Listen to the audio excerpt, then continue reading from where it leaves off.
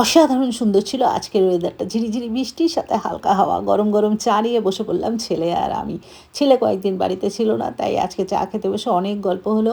এদিকে বিস্কুটের কৌটা, মানে অনেক বিস্কুট ছিল, যেহেতু ওরা কয়েকদিন ছিল না, বিস্কুটের কৌটা ভর্তিই ছিল। আমি খুব একটা খাই না, তাই ওকে বললাম তোরা থাকলে এই বিস্কুটগুলো কবে শেষ হয়ে যেত, নতুন আর না জেনে কত প্যাকেট চলে আসলো। তারপরে চাটা খাওয়া শেষ হয়ে একটু ব্যালকনিতে গেলাম আমি হালকা হাওয়ার সৌন্দর্য উপভোগ করতে। এত সুন্দর ছিল ওয়েদারটা আজকে, বৃষ্টি বৃষ্টি, হালকা হালকা হাওয়া, আর প্রচণ্ড ঠান্ডা, মনে হচ্ছিলো সোয়েটার পরি, এরকম একটা ঠান্ডা পড়ে গেছিলো। তো ব্যালকনিতে একটু ঘোরাঘুরি করলাম।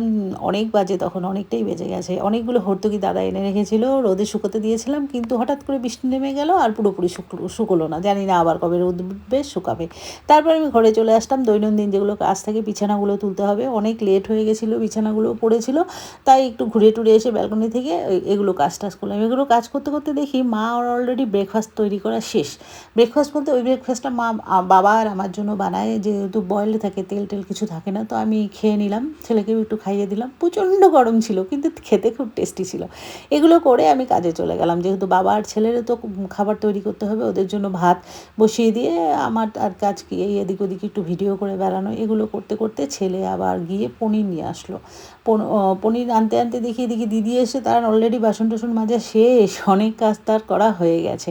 তারপর আমি নেমে গেলাম রান্নায়, তড়িঘড়ি সব কিছু রেডি করলাম। তো মুগ ডাল বসিয়েছিলাম, যেহেতু আজকে ভেজিটেবল ডে। তো ফ্রিজে দেখলাম যে লাউগুলো শুটকা হয়ে যাচ্ছে, মানে বেশ অনেকটাই শুকিয়ে গেছে।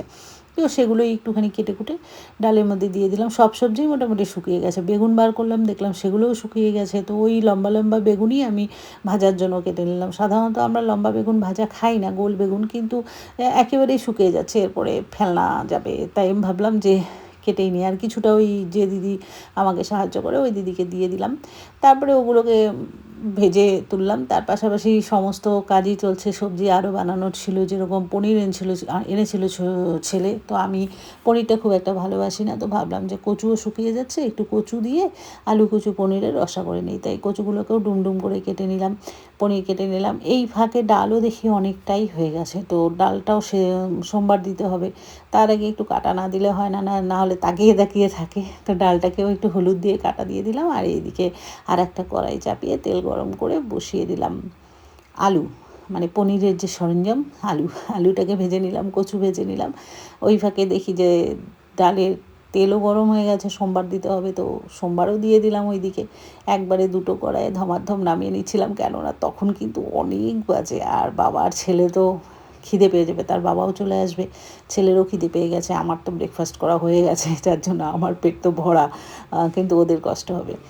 তো এই পনির আলু এগুলো ভাজতেও সময় লাগে একে একে। এই ফাঁকে আমার মনে হলো, আমি তো সকালবেলা চিয়া সিডটা খাইনি, মানে এতগুলো ড্রিঙ্ক থাকে সকালবেলা উঠে পরপর খাওয়া, তো চিয়া সিডটা গ্যাপ হয়ে গেছিলো। তো ওই ফাঁকে চিয়া সিডটা খেয়ে নিলাম। তারপরে যখন রসাটা মানে মোটামুটি কষানো হয়ে গেছে মশলা, ওগুলোতে জল দিয়ে ঢাকা দিয়ে চলে গেলাম ওয়াশিং মেশিনের জামা কাপড়গুলো ওঠাতে। ওগুলো ধোয়া হয়েই গেছে, তো কোথায় যে মেলবো জানি না, কালকেরগুলো দিয়েই বাড়ি একদম ধোপা বাড়ি। ঠিক এই সময় তোমাদের দাদা করলো কি, এক গাদা সবজি নিয়ে ঢুকলো, মানে টাটকা টাটকা সব শাক সবজি, ফুলকপি, বাঁধাকপি, আবার বেগুন ডাঁটা, তারপর মূলো, কোয়াশ, আর আলু আনতে বলছিলাম, তো দেখি কি দুটো আলু এনেছে। আমি জিজ্ঞেস করলাম কী ব্যাপার, দুটো আলু?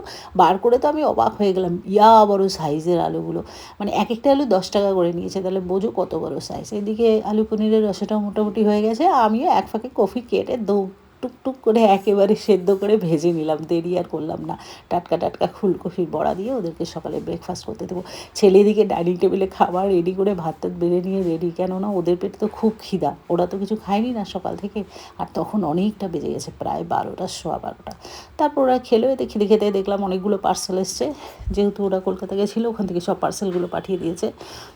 তো এদিকে আমার ততক্ষণে স্নান টানও হয়ে গেছে, মা আবার মূলা শাক আর পনির আবার রান্না করে দিল এদিকে। তারপরে আমি টিভি দেখতে দেখতে ঘুমিয়ে পড়লাম।